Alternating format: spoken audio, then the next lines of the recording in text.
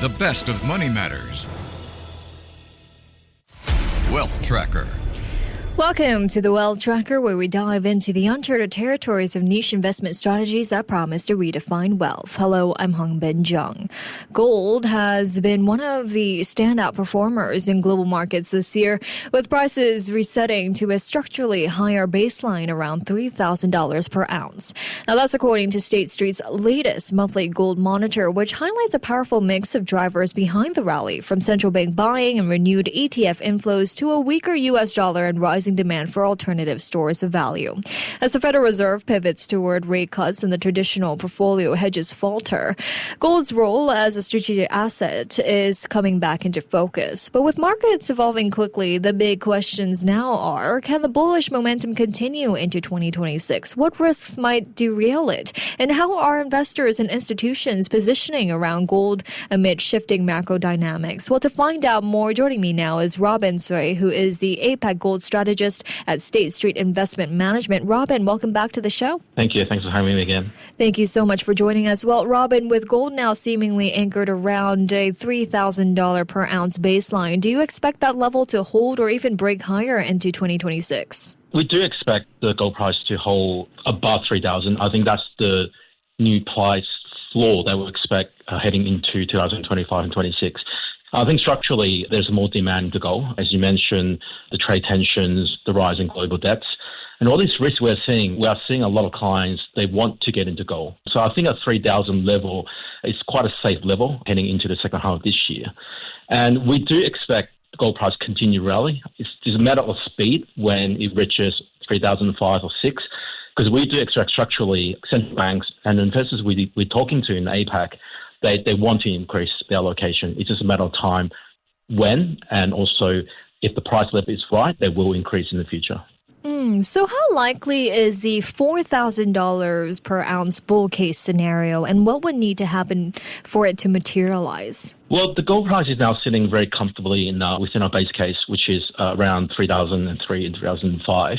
We do have a bull case, as you mentioned, around towards the 4,000, perhaps in the next 6 to 12 months. But for that case to materialize, we need some sort of rising trade tensions.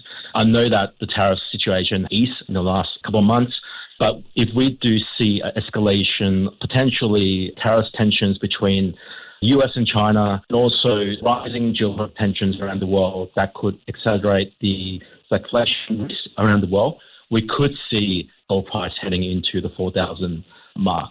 I think fundamentally, over the long term, we do see price could hit 4,000, but the magnitude or the speed of hitting that could, depending on the risk factor we're seeing, including the trade war tensions that we will continue to monitor in the second half of this year. Right. Well, then after such a sharp rally over the past 18 months, are we, entering a period of consolidation, or is this just a pause before another leg up? I think it's definitely a consolidation, because gold price has rallied about 25 to 26% year to date. I think the last couple of months it's been quite healthy for the gold market. It's that it is consolidating above 3,003 for the last few months. So I think gold price is definitely taking a breather, because we have seen a strong rally in the first 4 months of the year. But the good thing is we continue to see very strong inflows into, let's say, gold-backed ETFs. We are seeing very strong central bank purchases. We are seeing very strong retail buying as well. So I think given this consolidation phase, I think investors are actually looking at this opportunity to accumulate. So that's why we do expect structurally there will be very strong demand into gold. And potentially, if we see more risks that will materialize in the second half, potential pullbacks in equity, for example, that will continue to push gold price higher in the next 6 to 12 months. Okay. Well, gold ETF inflows have rebounded strongly this year as well, Robin. So how much more room is there for institutional investors to, reallocate to gold? Yeah, that's a good question. I think based on our conversation with all these institutional investors, intermediary investors in Asia, there's a consensus that they want to increase their allocations through either gold-backed ETFs or other means of exposure. But I think the reverse of ETFs, it's definitely very positive. It shows us that given the rising price environment, we continue to see very strong inflows into gold-backed ETFs. So it gives you a sense that institutional investors, even though gold price are rising at a very fast pace, they are still using gold-backed ETF as a way to track the gold price. So fundamentally, we do think that investors, given the high price environment, because gold-backed ETF is a good way to track the gold price at a minimum price allocation or cost, we continue to see investors ranging from retail and also institutional investors using gold-backed ETF as a way to get into the gold market going forward. So how significant is the reversal in gold ETF outflows, and what does that tell us about shifting investor sentiment? So we have seen quite a strong outflows in the last 2 years, but we have seen very strong return of inflows in the last probably 12 months. I think that has been helped by the trade tensions that we are seeing this year. In fact, we have seen about $44 billion of US net inflows that's gone into the gold-backed ETF space this year. And that's very comparable to, let's say, in 2020, during the peak of the COVID pandemic. We're seeing very similar level of money that's gone into the gold-backed ETFs. And that will create a very positive picture for the ETF space and also the overall market sentiment as well. And with stock-bond correlations at historic highs, is gold now a more essential hedge in a typical portfolio than ever before? Well, I do think so, especially in the last few years. As you mentioned, the stock-bond correlation has been quite closely correlated. The good thing about gold, it still has a very low correlations with stocks and bonds.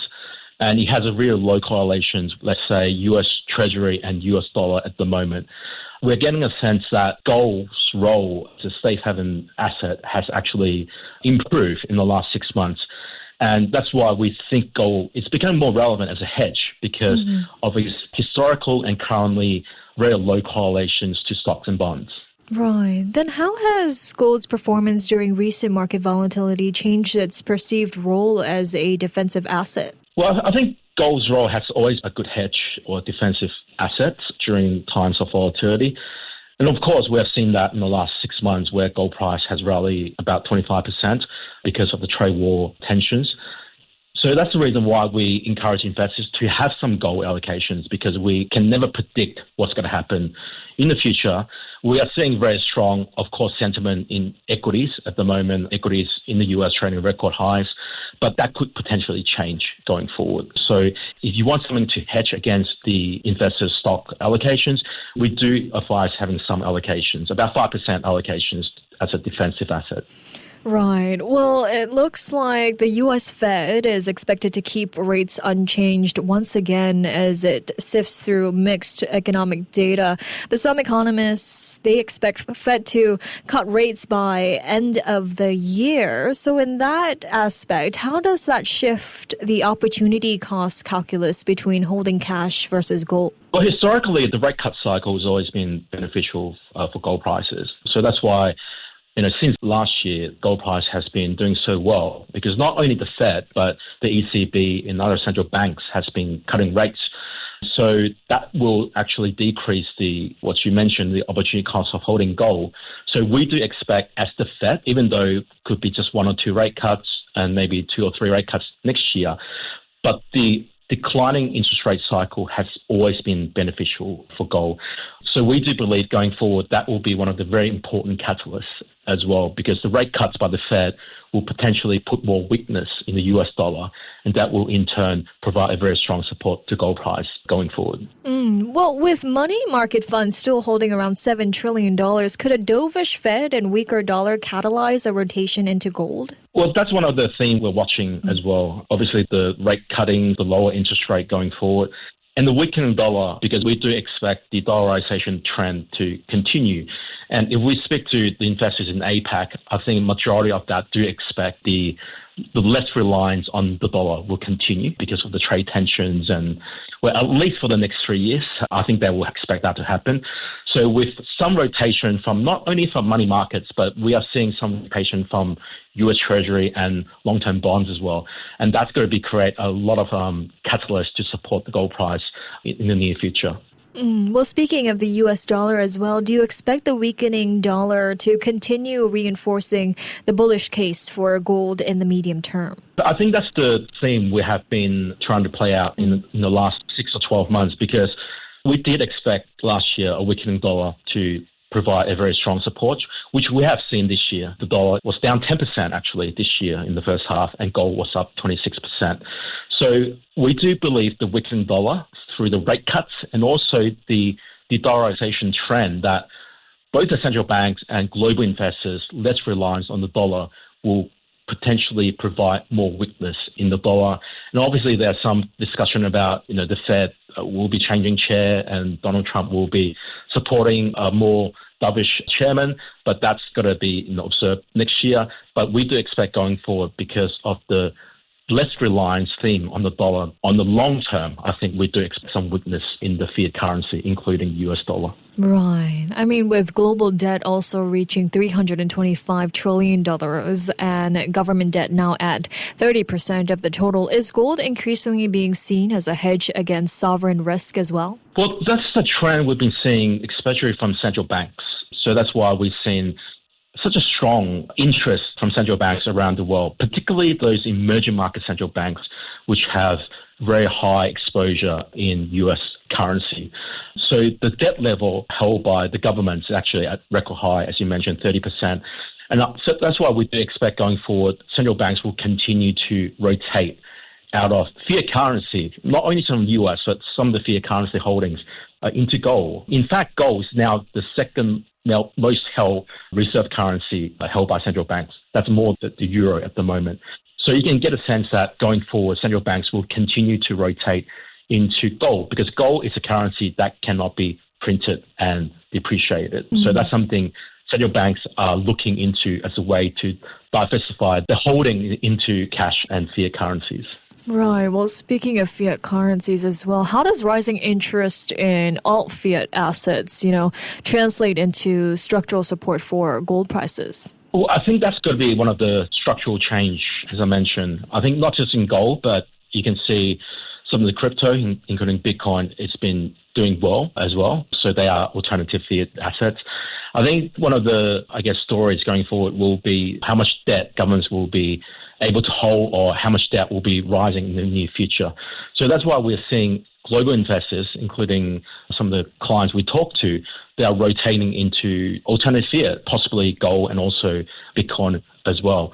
I mean, we don't encourage 100% rotation, but it's good to have some diversification, allocation into those fiat asset class alternatives, including gold. Definitely. And before we let you go here, Robin, what should we look out for in the coming months in terms of gold price movements? Well, I think the next few weeks or few months, the tariff situation has to be the leading driver. I know the US are doing some deals with a lot of countries. One to look out for is the China and the US deal, potentially how high the tariffs will be. Even that is solved, I think going forward, we have to look out for the US economy in terms of the jobs data, inflations, also that the equity valuation is actually quite high as well. So potential correction in the equity market could be a strong catalyst to support gold price in the future. So we do expect there's some volatility in the gold price, but over the long run, we remain quite bullish on the price trend. And we expect gold price over the medium long term to continue to rise because of structural demand into gold. Some great insights from you there. Thank you so much, Robin, for joining me today. Thank you. Thank you. That was Robin Tsui, who is the APAC Gold Strategist at State Street Investment Management. This has been the Wealth Tracker with me, Hongbin Jeong. Before acting on the information on Money FM, please consider if it's suitable for your own investment objectives, financial situation, and risk tolerance. To listen to more great interviews, download our podcasts at audio.sg or download the audio app. That's AWEDIO, audio at the App Store and Google Play.